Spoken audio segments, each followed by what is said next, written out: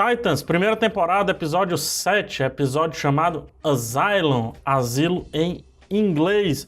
E aqui vou fazer os comentários no formato que eu ainda estou testando, ainda estou colhendo algumas informações. Algumas pessoas gostaram, outras não. Então continue comentando aqui embaixo se você gosta ou não desse formato com as imagens. Esse daqui com menos edição ainda, porque eu estou testando fazer nesse formato aqui um ao vivo, tá? Então no ao vivo não tem edição, vou testar minha desenvoltura com relação a isso. Falarei agora do Titãs, né? Titans. Aí, 7º episódio. Bom episódio. Sobre os que não estão gostando do formato, eu estou escutando vocês, estou tentando melhorar, chegar a um meio termo, ok? Agora a grande maioria está gostando e a isso eu agradeço demais.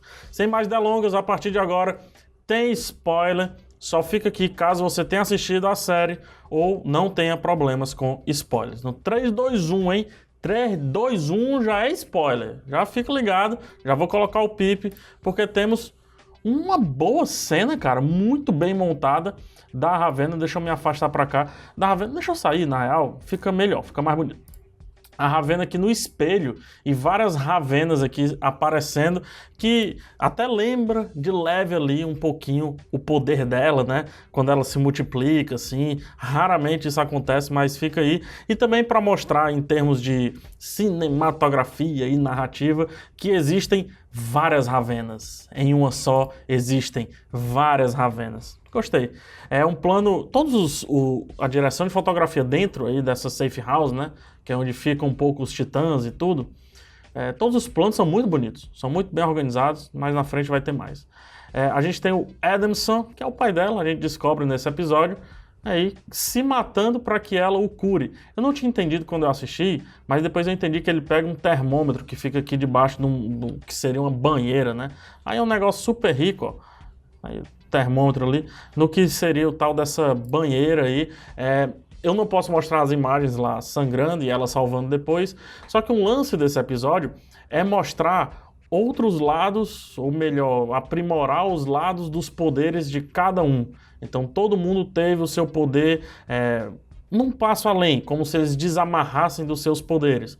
Aqui ela percebe que pode salvar uma vida. Essa pista já havia sido dada ali em episódios anteriores, mas agora fica bem mais claro quando ela salva o Adamson. E também ela salva porque ela é uma pessoa boa, né? Isso também acaba sendo mostrado de alguma forma. Isso aqui é só para mostrar o plano. Os dois lados aqui muito bem divididos. Poxa, eu saí de novo aqui do quadro, cadê? Aqui. Os dois lados muito bem divididos, ó, para um lado, para o outro. Meio agoniado, né, pelo que ela acabou de fazer. Mas o mais legal aqui é a escolha de cinematografia, como fica bonito. Tudo dentro desse prédio aí, dessa safe house, fica muito bonito. Agora o que eu não entendo é por que raios, aqui na cena seguinte, por que raios que eles tiraram a algema do Adamson?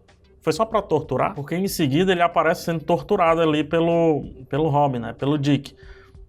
Mas precisa tirar a algema pra isso, cara? Tortura com a própria algema, né? Não vai deixar o cara livre. Sabe lá o que é que esse cara tem, bicho? Essa vida que vocês estão vivendo aí, de gente louca aparecendo pra cima e pra baixo. Vai tirar a algema do cara? Não faz tanto sentido. Mas enfim, tiraram, tá aí. Deu no que deu. Os dois vão, né? Os dois casalzinho. Eles vão lá invadir o local onde está a mãe da Ravenna. E aqui é um negócio que acontece muito em Titans, só que em Titans no geral. Nos quadrinhos, Jovens Titãs, melhor dizendo, nos quadrinhos e também na série animada, os mais jovens sempre estão fazendo muita merda, né? E os outros, o Robin, por exemplo, que é mais o líder, tem que consertar. Então isso aqui é uma referência ao fato de que os jovens aqui continuam em Titãs fazendo merda, né? Se colocando em enrascadas para que os outros cheguem e salvem, que é o que geralmente acontece, e aqui aconteceu de fato. Todos são capturados por culpa aí desse rompante da Ravenna e do Mutano. E aqui tem um negócio interessante. Deixa eu ver qual é a próxima cena. Isso, essa daqui é melhor.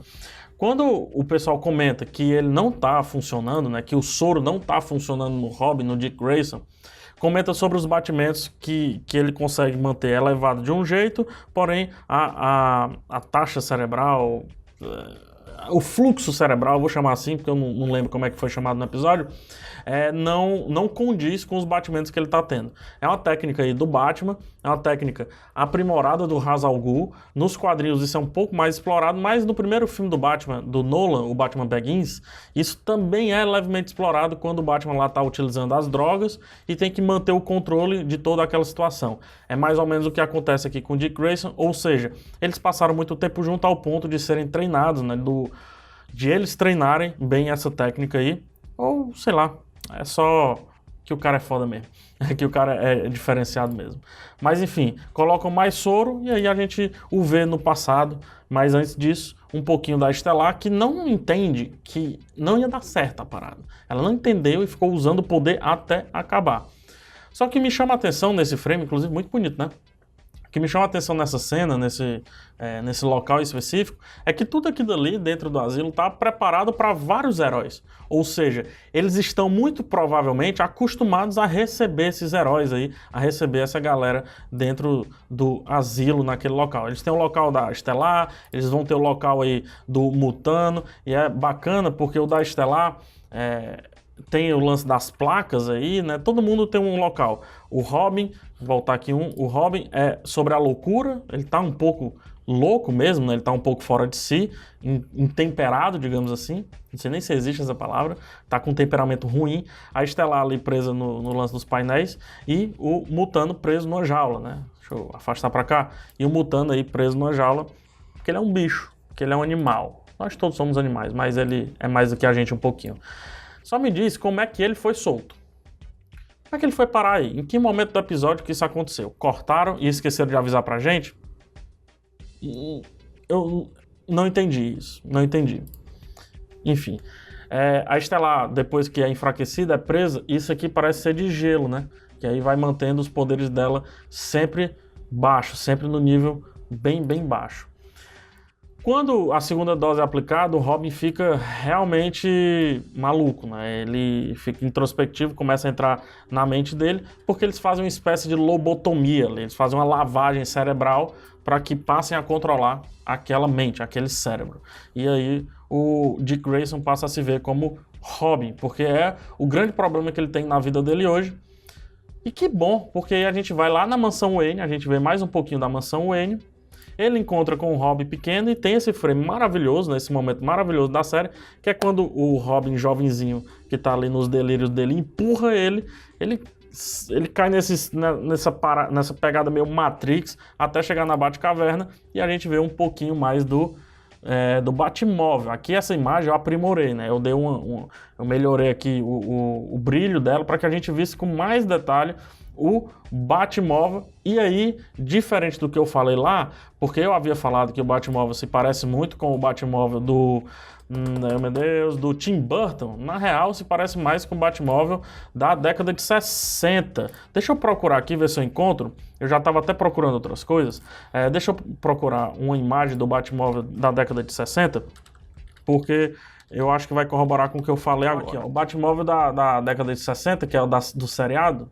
Olha ele aqui, né? E aí, deixa eu voltar lá o da série agora. Olha ele aí, ó. Então parece, né? Parece um pouco, né? Olha lá. Tem esses tons vermelhos aqui. Lá também tem esses tons vermelhos. Então aí é uma referência ao Batmóvel da década de 60, do seriado clássico da década de 60. Na verdade, é só sonho aí do nosso amigo Robin. E voltamos para Ravenna, liberando seus poderes. Só uma coisa sobre o Robin, voltando.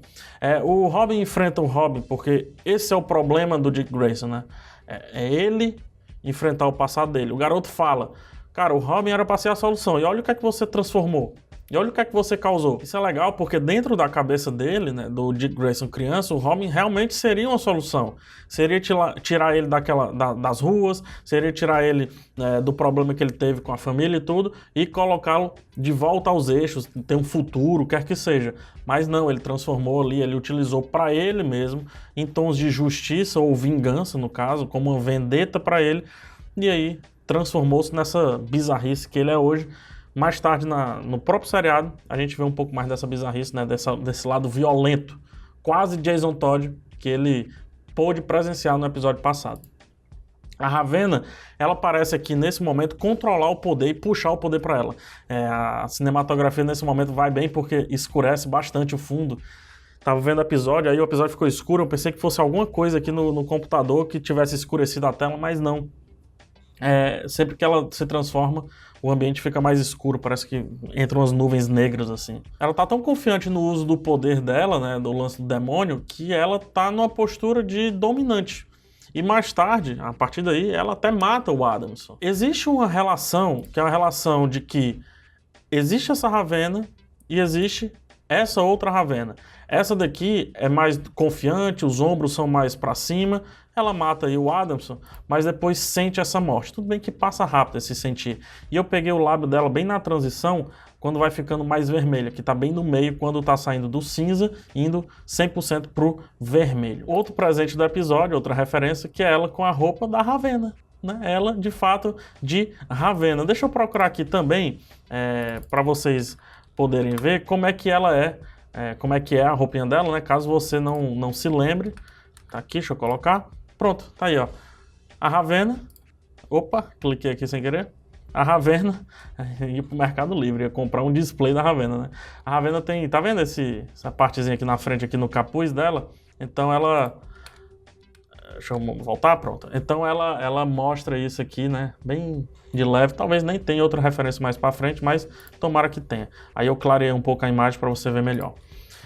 Em seguida, esse frame aqui parece bobagem, esse momento, né? Essa cena parece bobagem, mas ela fala que ele é o pai dela. Então, provavelmente, no ritual lá com a Angela, a Ravenna, a Angela aí nesse caso, a Ravenna nasceu do ritual aí do Adamson com a Angela.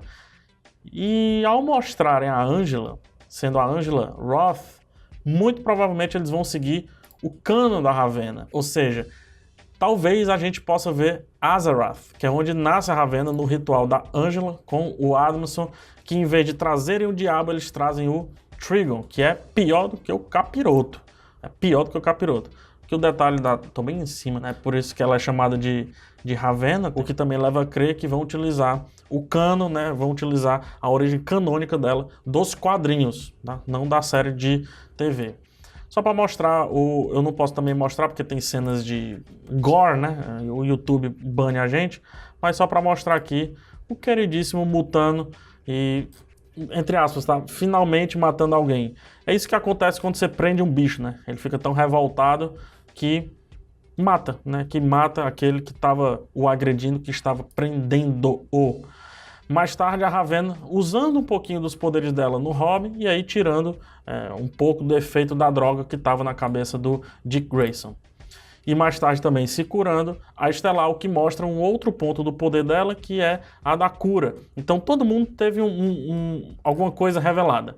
O Robin, ele é mais... Ele consegue ter um controle mental, né, ali do coração e dos impulsos cerebrais e tal, ele consegue controlar isso. A Ravenna consegue salvar pessoas, né, da morte, literalmente. Então, se ela pegar talvez no meio termo ali entre a morte total e a morte parcial, ela consiga trazer a pessoa de volta.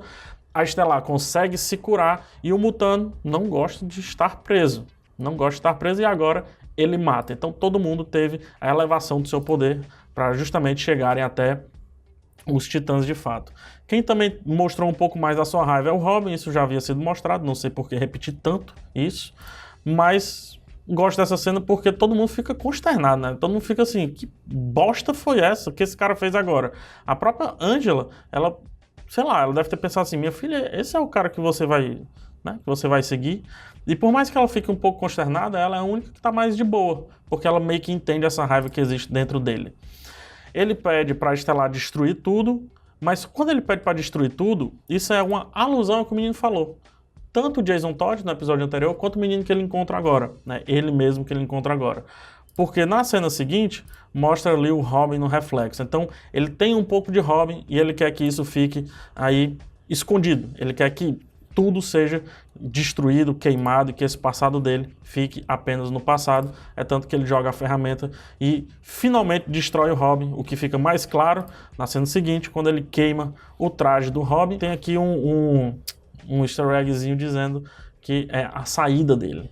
Tá vendo a plaquinha de exit? Então, queimar o traje dele é a saída dele.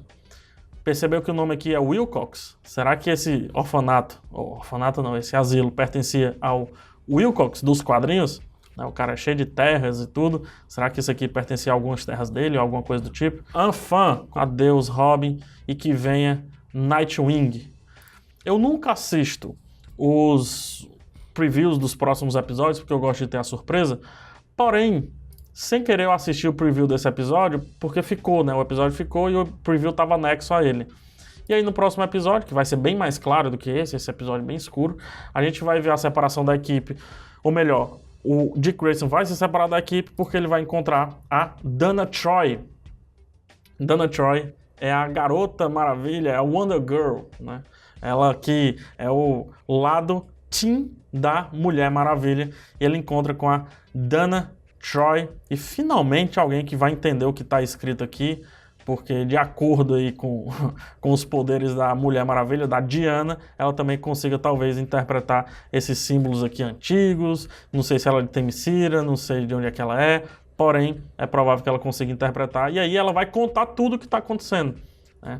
E o que está acontecendo, que eu acredito que o episódio seguinte vai ser focado na Estelar, tá aqui a Estelar na nave dela, e provavelmente a Estelar tenha vindo para a Terra para proteger a Ravenna, para proteger a Raven. Então talvez seja isso que vai acontecer no próximo episódio. Eu gosto desse episódio, volta a ser sanguinário e volta o suspense. Só que a série vai ficar realmente pulando de um galho para o outro, assim. Hora sanguinário, hora suspense, hora sanguinário, hora suspense.